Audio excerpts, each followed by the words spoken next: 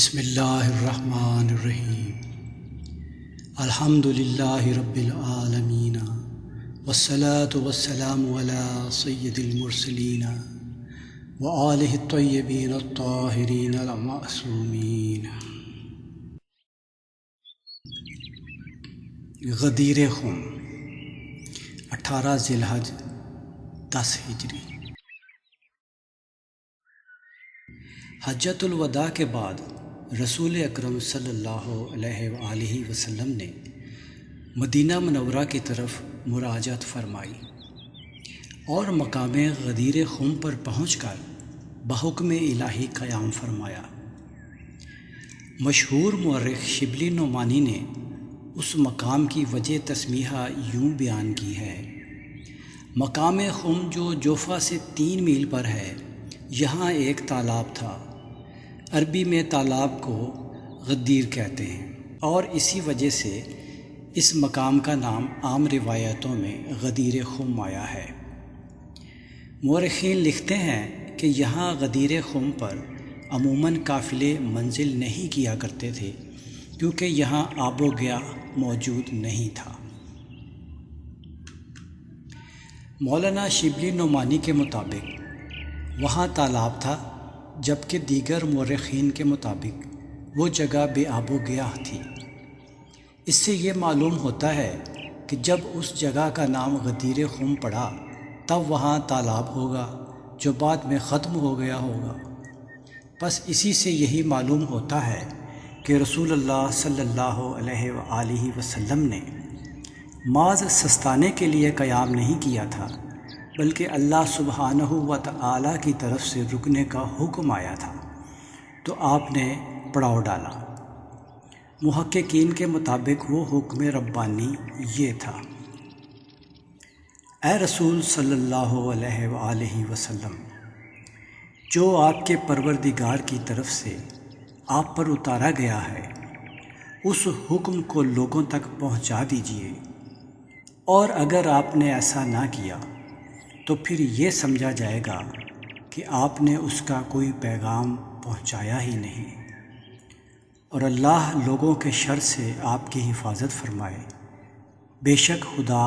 کافروں کو ہدایت نہیں کرتا۔ شیخ مفید فرماتے ہیں، اس آیت کے الفاظ سے بھی ظاہر ہے اور روایت بھی بتاتی ہے کہ یہ حکم پہلے آ چکا تھا، مگر اس کی تبلیغ کے لیے اس سے پہلے وقت مقرر نہیں ہوا تھا۔ حضرت صلی اللہ علیہ وآلہ وسلم نے اس کے اعلان میں تاخیر فرمائی، اس انتظار میں کہ موقع ایسا سازگار ہو کہ اس میں اختلاف زیادہ پیدا نہ ہو۔ اور اب یہ جگہ آ گئی جہاں اللہ کو علم تھا، اور دنیا پر بعد میں یہ حقیقت ثابت ہوئی کہ اگر حضرت صلی اللہ علیہ وآلہ وسلم اس جگہ سے آگے پڑ جائیں اور قافلہ روانہ ہو جائے تو پھر راستے بدل جائیں گے، اور اتنا بڑا مجمع پھر کبھی پیغمبر خدا صلی اللہ علیہ وآلہ وسلم کو فراہم نہیں ہوگا۔ چنانچہ اب خالق کی جانب سے یہ حکم تاکیدی آیا تاکہ زیادہ سے زیادہ مسلمان اس حکم ربانی کو سن لیں اور حجت تمام خلق اللہ پر زیادہ سے زیادہ تمام ہو جائے۔ اس حکم محکم کے ورود پر بلا توقف حضرت صلی اللہ علیہ وآلہ وسلم مرکب سے اتر پڑے، اور لازماً مسلمانوں کو بھی اترنا پڑا۔ اس وقت گرمی نہایت سخت تھی۔ پیغمبر خدا صلی اللہ علیہ وآلہ وسلم نے حکم دیا کہ چھوٹے چھوٹے درخت جو وہاں ہیں وہ اکھاڑ دیے جائیں تاکہ زمین صاف ہو جائے۔ پھر پالان ہائے شتر کو ایک دوسرے پر رکھ کر ایک طرح کا ممبر وہاں بنوایا، اور اب اعلان ہوا الصلاۃ جامعہ، یعنی نماز جماعت میں سب آ کر رسول اللہ صلی اللہ علیہ وآلہ وسلم کے ساتھ شریک ہوں۔ مجبوراً سب مسلمان سمٹ کر اکٹھے ہو گئے، جبکہ ریگ صحرا کی تپش کا یہ عالم تھا کہ عبائیں یا چادریں پیروں سے لپیٹ لی گئی تھیں۔ اعلان سے قبل رسول خدا صلی اللہ علیہ وآلہ وسلم حضرت علی علیہ السلام کو اپنے ساتھ لے کر اس مصنوعی منبر کی چوٹی پر تشریف لے گئے اور انہیں اپنی دائیں جانب کھڑا کیا اور ایک بسیط خطبہ ارشاد فرمایا۔ شیخ مفید اور علامہ طبرسی اس خطبے میں سے چند فقرے یوں نقل کرتے ہیں۔ حضرت صلی اللہ علیہ وآلہ وسلم نے حمد و ثنا ادا فرمائی اور موعظہ اور نصیحت کے ساتھ امت کو اپنی وفات کی خبر سنائی اور فرمایا، مجھے دعوت حق آ گئی ہے اور قریب ہے وہ وقت کہ میں اس پر لبیک کہوں۔ اب تمہاری نظروں سے اوجھل ہونے کا میرا وقت آ گیا ہے اور میں تم میں چھوڑے جاتا ہوں وہ کہ جس سے تم اگر تمسک رکھو گے تو ہرگز گمراہ نہیں ہوگے، اور وہ ہیں اللہ کی کتاب اور میری اطرت جو میرے اہل بیت علیہم السلام ہیں، اور یہ دونوں ہرگز ایک دوسرے سے جدا نہیں ہوں گے یہاں تک کہ میرے پاس حوض کوثر پر پہنچیں۔ پھر آپ صلی اللہ علیہ وآلہ وسلم نے بآواز بلند فرمایا کہ کیا میں تم لوگوں پر تم سے زیادہ با اختیار ہونے کا حق نہیں رکھتا؟ سب نے کہا کیوں نہیں؟ بس اس سے ربط دے کر آپ صلی اللہ علیہ وآلہ وسلم نے فرمایا، اس عالم میں کہ آپ صلی اللہ علیہ وآلہ وسلم نے حضرت علی علیہ السلام کے دونوں ہاتھوں کو پکڑ کر اونچا کیا، اتنا کہ دونوں کی سفیدی زیر بغل ظاہر ہوئی، اور فرمایا، اچھا تو جس کا میں مولا ہوں اس کا یہ علی مولا ہے۔ خداوندہ دوست رکھ اسے جو اس کو دوست رکھے، اور دشمن رکھ اسے جو اسے دشمن رکھے، اور مددگار اس کی جو اس کی مدد کرے، اور بے مددگار چھوڑ اسے جو اسے بے مددگار چھوڑے۔ پھر منبر سے اترے اور یہ عین دوپہر کا وقت تھا، تو حضرت صلی اللہ علیہ وآلہ وسلم نے 2 رکعت نماز پڑھی۔ زوال آفتاب ہوا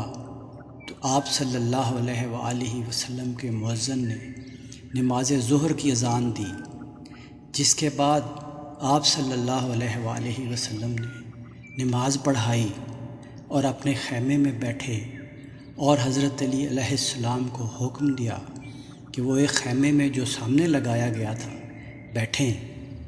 پھر آپ صلی اللہ علیہ وآلہ وسلم نے تمام مسلمانوں کو حکم دیا کہ ایک ایک کر کے آپ کے پاس جائیں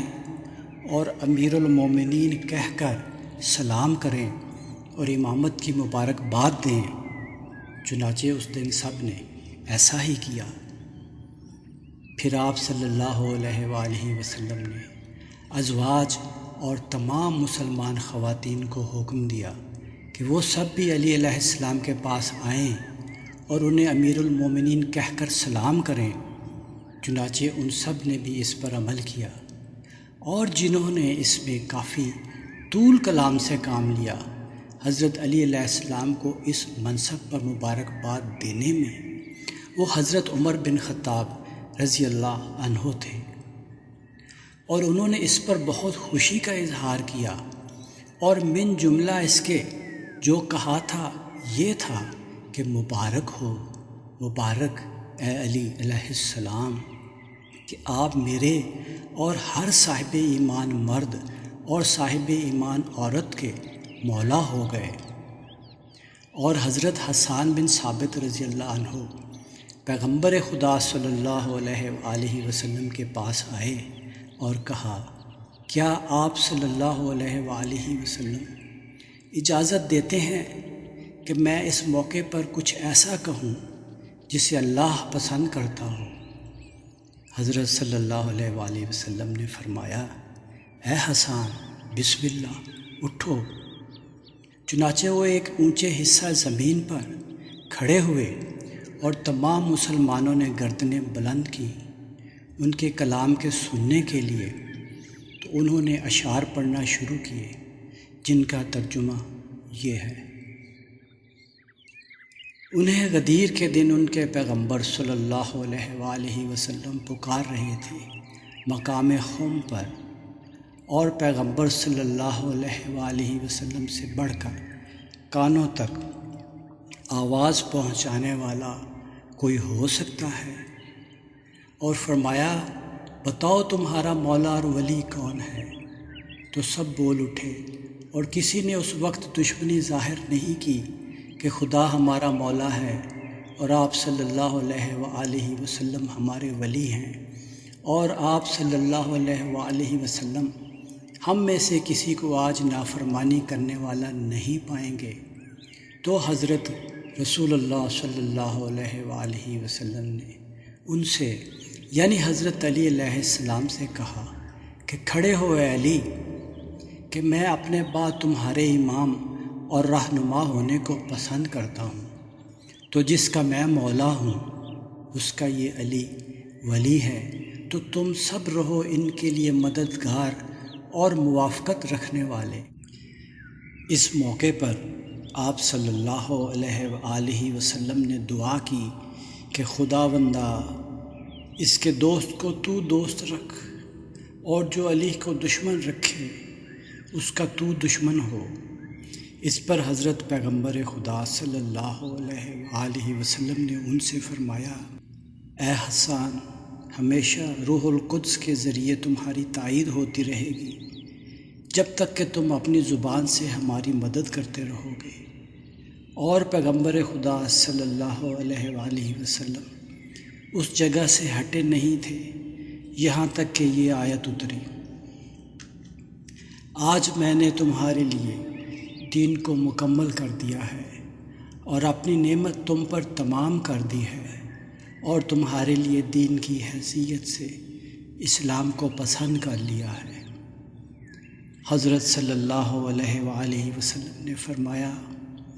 اللہ کا شکر ہے دین کے مکمل ہونے اور نعمت کے پورے ہونے، اور پروردگار کے میری رسالت اور علی کی میرے بعد ولایت پر راضی ہونے پر۔ اہل سنت کے مشہور محدث و مورخ شیخ عبدالحق محدث دہلوی صاحب لکھتے ہیں کہ رسول اللہ صلی اللہ علیہ وآلہ وسلم حجۃ الوداع سے واپسی کے وقت اثناء راہ میں جب منزل غدیر خم پہنچے، جو کہ جوفہ کے نواح میں مکہ معظمہ اور مدینہ طیبہ کے درمیان واقع ہے، تو روئے انور اصحابہ کرام رضوان اللہ علیہم کی طرف کر کے فرمایا، کیا تم نہیں جانتے کہ میں مسلمانوں میں ان کی جانوں سے زیادہ قریب اور محبوب ہوں، جیسا کہ قرآن کریم میں مذکور ہے کہ نبی مسلمانوں میں ان کی جانوں سے زیادہ قریب و محبوب ہیں۔ پر روایت آپ صلی اللہ علیہ وآلہ وسلم نے یہ الفاظ 3 مرتبہ دہرائے۔ تمام صحابہ کرام نے عرض کیا، درست ہے، کیوں نہیں؟ بلا شبہ آپ تمام مسلمانوں کی جانوں سے قریب اور محبوب تر ہیں۔ پھر فرمایا، آگاہ ہو جاؤ، میں تم میں 2 عظیم چیزیں چھوڑے جا رہا ہوں جو ایک دوسرے سے بزرگ تر ہیں، ایک قرآن کریم اور دوسری میری اہل بیت علیہم السلام۔ دیکھو میرے بعد ان دونوں میں احتیاط کرنا کہ کس طرح تم ان سے سلوک کرتے ہو اور کیسے ان کے حقوق ادا کرتے ہو۔ یہ دونوں میرے بعد ایک دوسرے سے کبھی جدا نہ ہوں گے یہاں تک کہ حوض کوثر کے کنارے مجھ سے ملیں۔ اس کے بعد فرمایا، حق تبارک و تعالی میرا مولا ہے اور میں تمام مسلمانوں کا مولا ہوں۔ پھر حضرت علی مرتضیٰ کرم اللہ وجہہ کا ہاتھ پکڑ کر فرمایا، اے خدا، جس کا میں مولا ہوں یہ علی اس کا مولا ہے، اے خدا تو بھی اسے دوست رکھ جو اسے دوست رکھے، اور دشمن رکھ اسے جو اس سے دشمنی رکھے۔ ایک روایت میں اتنا زیادہ آیا ہے، اور مدد کر اس کی جو علی کی مدد کرے، اور ذلیل کر اسے جو اس کو چھوڑ دے، اور حق کو ادھر ادھر لے جا جدھر جدھر یہ علی جاتا ہے، یعنی حق کو اسی طرف کر دے جس طرف علی ہوں۔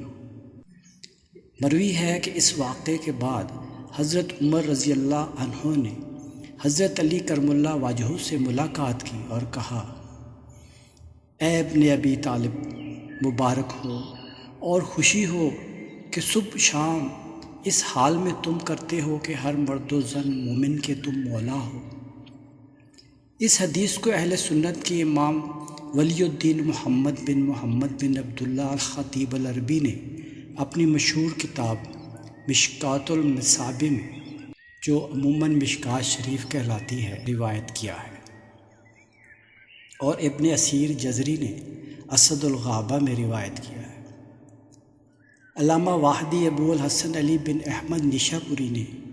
اپنی مشہور و معروف کتاب اسباب التنزیل میں، جو کہ صحیح معنی میں تاریخ تنزیل آیات قرآنی ہے، حضرت ابو سعید خدری کی روایت یوں درج کی ہے کہ یہ آیت، اے رسول صلی اللہ علیہ وآلہ وسلم، تبلیغ کر دیجیے اس کی جو آپ پر آپ کے پروردگار کی طرف سے اترا ہے۔ غدیر خون والے دن حضرت علی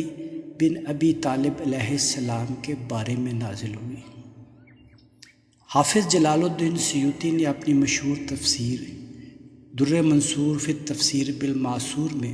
اور اہل حدیث کے بہت بڑے علماء کرام محمد بن علی بن محمد شوکانی نے اپنی تفسیر فتح القدیر میں، اور نواب صدیق حسن خان قنوجی نے اپنی تفسیر فتح البیان فی مقاصد القرآن میں مندرجہ ذیل الفاظ درج کیے ہیں۔ ابن ابی حاتم، ابن مردویہ اور ابن عساکر نے ابو سعید خدری کی زبانی بیان کیا ہے کہ یہ آیت، اے رسول صلی اللہ علیہ وآلہ وسلم، جو حکم آپ کے پروردگار کی طرف سے آپ پر اتارا گیا ہے اسے لوگوں تک پہنچا دیجیے، اور اگر آپ نے ایسا نہ کیا تو پھر یوں ہے کہ آپ نے اس کا کوئی پیغام پہنچایا ہی نہیں، اور اللہ لوگوں کے شر سے آپ کی حفاظت کرے، بے شک خدا کافروں کو ہدایت نہیں کرتا۔ پیغمبر خدا صلی اللہ علیہ وآلہ وسلم پر نازل ہوئی غدیر خم کے دن علی ابن ابی طالب علیہ السلام کے بارے میں، اور ابن مردویہ نے ابن مسعود کی زبانی نقل کیا ہے کہ ہم لوگ جب پیغمبر خدا صلی اللہ علیہ وآلہ وسلم کے زمانے میں اس آیت کو پڑھتے تھے تو اس فکرے کے ساتھ پڑھتے تھے کہ جو اللہ کی طرف سے اتارا گیا ہے وہ علی ہے جو مومنین کا مولا ہے، اور اگر آپ صلی اللہ علیہ وآلہ وسلم نے ایسا نہ کیا تو اس اللہ کی رسالت کچھ پہنچائی ہی نہیں، اور اللہ لوگوں سے آپ صلی اللہ علیہ وآلہ وسلم کی حفاظت کرے۔ اہل سنت کے امام جناب ولی الدین محمد بن عبداللہ الخطیب العربی اپنی مشہور کتاب مشکوٰۃ المصابیح میں، یعنی مشکوٰۃ شریف میں روایت کرتے ہیں، زید بن ارقم کا بیان ہے کہ ایک دفعہ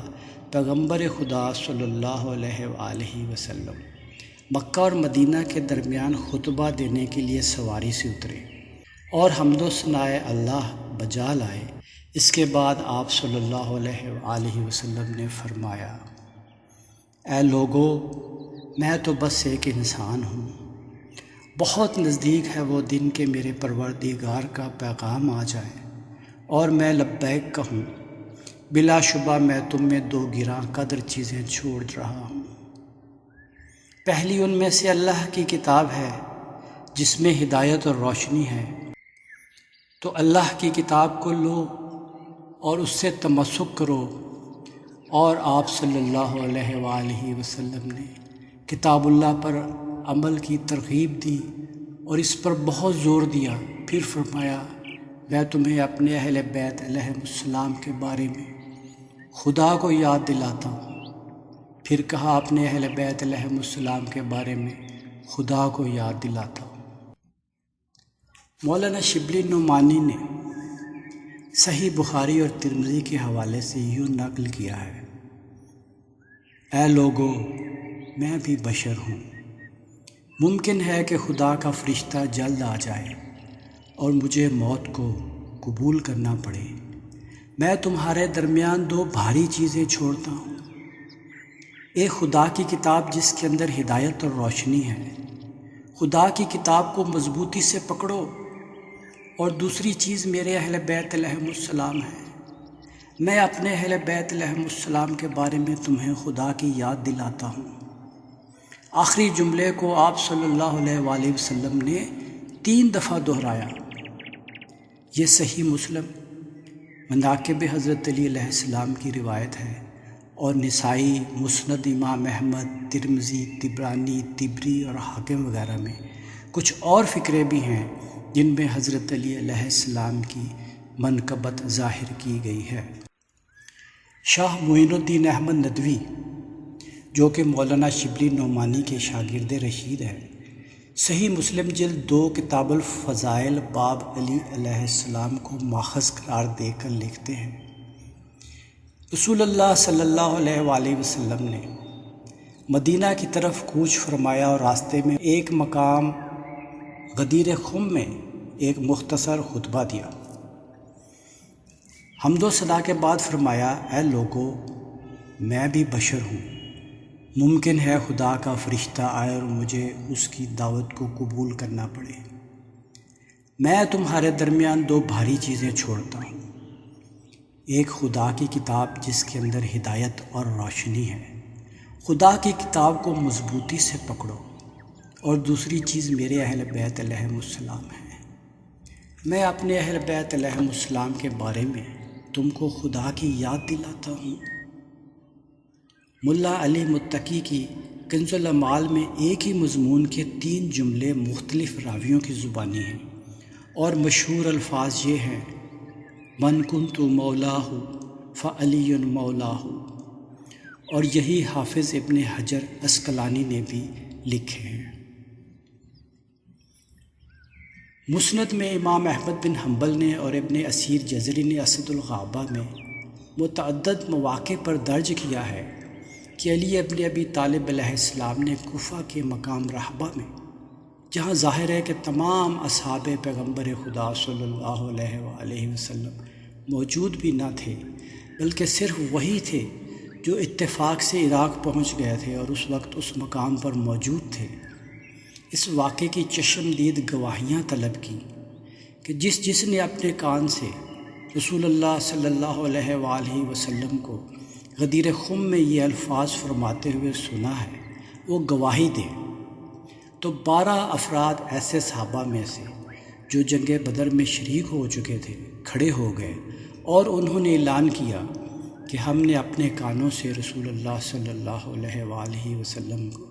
یہ الفاظ فرماتے ہوئے سنا ہے۔ مشکات میں ہے، رسول اللہ صلی اللہ علیہ وآلہ وسلم نے 3 مرتبہ فرمایا کہ کیا تم لوگ جانتے ہو